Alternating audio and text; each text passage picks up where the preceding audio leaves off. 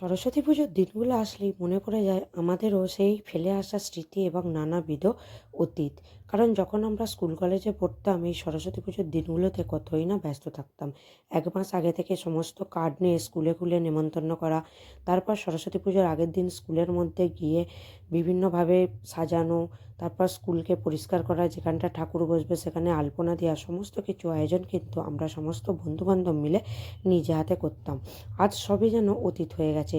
অতীত হলেও কী হবে, একদিকের কিন্তু একটু ভালো লাগা আছেই। কারণ এই মেয়েদের মধ্য দিয়ে, এখনকার বাচ্চাদের মধ্য দিয়ে কিন্তু আমরা আমাদের অতীতটাকে, স্মৃতিটাকে খুঁজে পাই। বেশ ভালো লাগে জানেন, যেমন ভালো লাগে তেমন একটু মনও খারাপ হয়। কারণ কত মজাই না করতাম। এখন তো আর তেমনভাবে মজা করা যায় না। এখন মেয়েদের পেছনেই সময় দিতে দিতে যেন চলে যায়।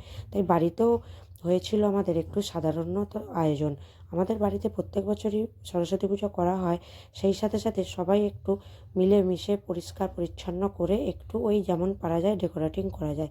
তাই আজকে সরস্বতী পুজোর আগের দিন রাত্রিবেলায় এগুলো করা হচ্ছিল। তার সাথে কিন্তু চলছিল খাওয়া দাওয়া। খাওয়া দাওয়া কিন্তু বাদ যায়নি, যেহেতু শীতকাল, পিঠে তো থাকবেই। আজ হয়েছিল একটু ভাজা পিঠে। সেগুলো খেতে খেতেই সবাই মিলে জমিয়ে কিন্তু আনন্দ করা হচ্ছিল আর সাজানো হচ্ছিল। আর এইদিকে দেখুন আমাদের গ্রামের ঠাকুরটা, আমাদের পাড়ার ছেলেরা মিলে আমাদের বাড়ির সামনে এই ফাঁকা জায়গাটায় নিয়ে আসে ঠাকুর। তো এইখানটা এখন বেশ সুন্দর করে আলো দিয়ে সাজানো হয়েছিল। কি সুন্দর লাগছে দেখছেন, রাতের অন্ধকারে বেশ ভালো লাগছে।